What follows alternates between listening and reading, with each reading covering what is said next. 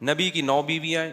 جب ان ازواج نے آپ سے مانگا کہ بھئی ہمارے گھر میں 40 دن چولہا نہیں جلتا, پیسے نہیں ہیں, راشن نہیں ہے, تو آپ صلی اللہ علیہ وسلم نے کیا فرمایا؟ قرآن کی آیتیں نازل ہوئیں. یا ایھا النبی قل لازواجک, آپ اپنی بیویوں سے کہہ دیجئے اگر تمہیں دنیا کی دولت چاہیے تو میں تعالینا امتعکن, میں تمہیں پیسے دے دیتا ہوں, واسرحکن سراحا جمیلا, اور عزت کے ساتھ تم سب کو رخصت کر دیتا ہوں. بھئی کسی پیسے والے سے شادی کر لو. کیوں اللہ نے ہمارے نبی کے لیے غربت کو سلیکٹ کیا تھا؟ حالانکہ آپ مالدار بننا چاہتے بن سکتے تھے, لیکن نبی آخری نبی ہے نا, تو اس میں کیا حکمتیں ہیں وہ میں بھی نہیں چھیڑوں گا. ہمارے نبی کی جو غربت تھی وہ اختیاری تھی. اختیاری کا مطلب آپ نے خود اپنے آپ کو مسکین رکھا ہوا تھا. یہ نہیں کہ آپ کے پاس پیسہ نہیں تھا, پیسہ آتا تھا سارا صدقہ کر دیتے تھے. صبح آیا شام تک نہیں بچا, شام کو آیا صبح تک نہیں بچا.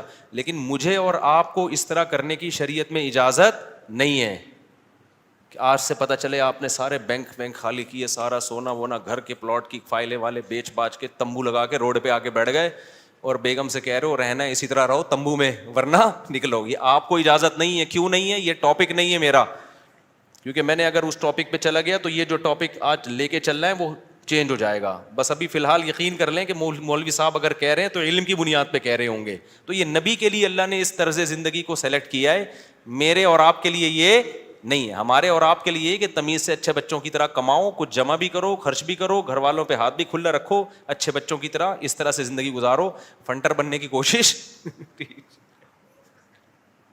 فرض واجب نماز روزہ یہ پورے کرو بس. لیکن نبی کا معیار اونچا تھا.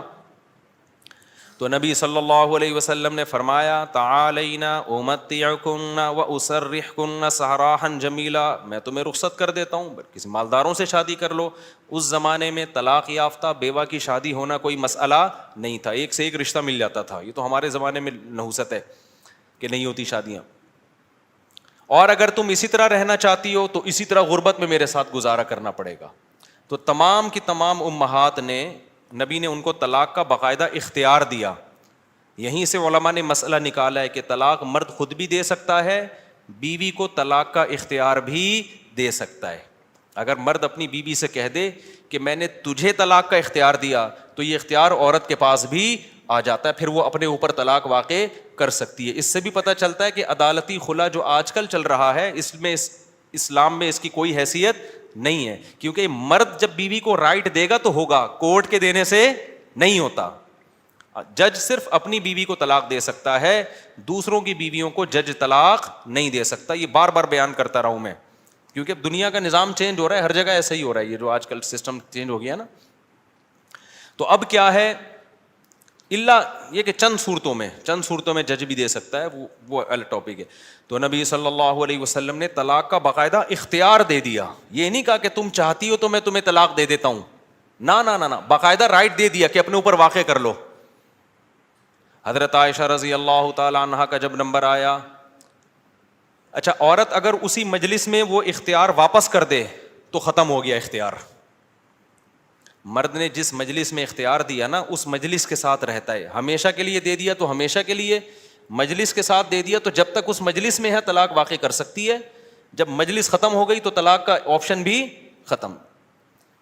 تو نبی نے حضرت عائشہ کو سے بھی فرمایا کہ تمہیں بھی میں اختیار دیتا ہوں, لیکن آپ نے فرمایا جلد بازی نہ کرنا. کیا مطلب؟ جلدی میں یہ نہیں کہہ دینا کہ بھئی مجھے نبی قبول ہیں, ایسا نہ ہو. کم عمر تھی نا حضرت عائشہ, ایسا نہ ہو جلد بازی میں فیصلہ کرو پھر دوبارہ کل فاقے پڑیں, پھر بولو بھائی کہ یہ میں نے فیصلہ کیا تھا, غلط کر دیا تھا. اس لیے آپ نے فرمایا اپنے گھر میں پہلے مشورہ کر لو.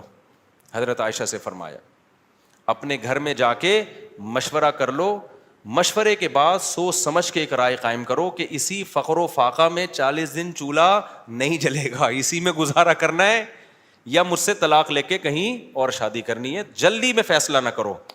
حضرت عائشہ کو اتنا غصہ آیا نا نبی کے اس بات پر, فرمایا افیک اشاور, آپ کے بارے میں مشورہ کروں گی میں, یعنی پیغمبر کے بارے میں اپنے ابا اماں سے جا کے مشورہ کروں گی کہ رہنا کہ نہیں رہنا. مطلب کوئی مشورہ نہیں کرنا, رہنا ہے. یہ جو غیر مسلم طنز کرتے ہیں نا کہ پیغمبر نے شادی کی اتنی کم عمر میں، اتنی بڑی عمر میں ایک نو عمر لڑکی سے، تو اس نو عمر لڑکی کو طلاق کا اختیار دیا جا رہا ہے، اور وہ کہہ رہی ہے کہ آپ کے بارے میں نے کسی سے مشورہ نہیں کرنا. یہ سوال ہی غلط ہے. افیک اشاور، یہ کیسے ہو سکتا ہے؟ آپ جیسا شوہر مجھے کہاں ملے گا؟ کوئی مشورہ نہیں، آپ کے ساتھ ہی رہنا ہے. تو یہ غیر مسلم جو اعتراض کرتے ہیں نا نبی پر، یہ مدعی سست اور گواہ چست. جس کے حق کی بات کر رہے ہیں حضرت عائشہ کی کہ معاذ اللہ ان کے ساتھ ظلم ہو گیا کہ کم عمر میں اتنی بڑی عمر سے شادی کرا دی ان کی.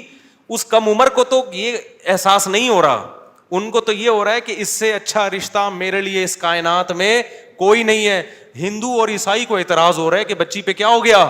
ظلم ہو گیا. اس کو کہتے ہیں مدعی سست اور گواہ بولو چست. جیسے کہ آپ لوگ بالکل بھی چست لگ نہیں رہے ہو مجھے اس وقت تراویح کی وجہ سے.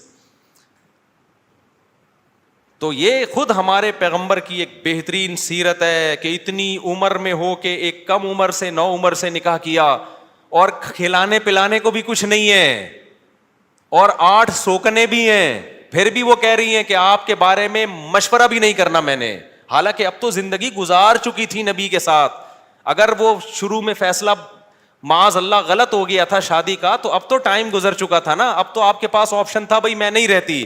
وہ کہہ رہی ہیں آپ کے بارے میں نے مشورہ بھی نہیں کرنا، اور یہ ناممکن ہے. یہ کیسی بات آپ کر رہے ہیں؟ میں آپ کے بارے میں کیسے مشورہ کر سکتی ہوں؟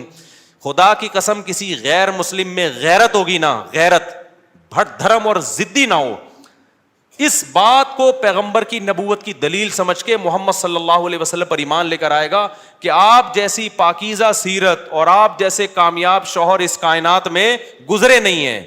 آج کوئی 50 سال کا 9 سال کی سے کر کے دکھائے، چند دن گزارے اور کھلانے کو روٹی بھی نہ ہو، اچھی بھلا جو بیوی ہوگی نا وہ مارکیٹ سے کیا ہو جائے گی؟ شارٹ ہو جائے گی. بلکہ آج جو مارکیٹ سے شارٹ ہو رہی ہیں بیویاں، وہ والی ہو رہی ہیں جو جوڑ کی شادیاں، جو ظاہری اعتبار سے بھی جوڑ کی شادیاں. 25 سال کے لڑکے کی 24 سال کی لڑکی سے شادی ہو رہی ہے. 25 سال کا یہ PhD بھی ہے، پروفیسر بھی ہے، اور کروڑ روپے کما بھی رہا ہے، اور بیگم غریب بھی ہے. پھر بھی جس دن مارکیٹ سے آٹا شارٹ ہوا، بیگم اسی دن مارکیٹ سے شارٹ ہو گئی. آٹا شارٹ ہونے کی فکر اتنی نہیں ہوتی جتنی اس کو بیگم کے شارٹ ہونے کی. ہمارے پاس تو کیسز آ رہے ہیں نا، کورٹ میں بھی آ رہے ہیں. ذرا سا بے روزگار ہوا، بیگم شارٹ. وہ کہتی تیرے میں ہے کیا جو میں تجھ سے تیرے ساتھ رہوں؟ ایک آٹا دے رہا تھا وہ بھی نہیں ہے بھائی. تو یہ محمد صلی اللہ علیہ وسلم کے بہترین شوہر ہونے کی دلیل. میدان جنگ میں آپ سے بہترین کمانڈر کوئی نہیں، سیاست میں آپ سے بہترین سیاست کسی کے پاس نہیں، گھر میں آپ سے بہترین شوہر کوئی نہیں. ایک ہی وقت میں تمام بہترین صفات اللہ نے اکیلے محمد صلی اللہ علیہ وسلم میں جمع کر دی، جبکہ اسباب اور وسائل بالکل بھی نہیں ہے. اسباب اور وسائل تو پیسے کو بولتے ہیں نا، وہ بالکل بھی نہیں ہے. اب میں وہ اس واقعے کی طرف آتا ہوں. اب مجھے بتاؤ، ہاں تو میں آپ سے یہ کہہ رہا تھا کہ بیگم صاحبہ کو خوب اچھا کھلائیں، جو خود پہنے اس کو پہنائیں، جو خود کھائیں اس کو کھلائیں. لیکن قدرت کی طرف سے اگر غربت آ گئی ہے بھائی تو پھر ٹینشن لینے کا نہیں ہے. پھر بیگم اگر کہتی ہے نہیں رہنا، کوئی بات نہیں بیگم، میں تو یہی کچھ کھلا پلا سکتا ہوں، رہنا ہے رہو، نہیں تو پتلی گلی سے نکلو، ہم کسی اور سے شادی کر لیں گے. ایک دم سے نہ نکال دو، پہلے مجھ سے مشورہ لے لینا. بعض دفعہ خواتین غصے میں بھی کہہ رہی ہوتی ہیں مجھے چھوڑ دو، ایک دم وہ غصے میں کہہ رہی ہوتی ہیں، 4 دن کے بعد ان کا موڈ بدل جاتا ہے. خود سے کچھ نہ کرو، مشورہ لے لیا کرو. میرا تو مقصد صرف یہ بتانے کا ہے کہ ٹینشن لینے کا نہیں ہے. ایک تو بے روزگاری کی ٹینشن، اوپر سے ایک اور ٹینشن اپنے اوپر مسلط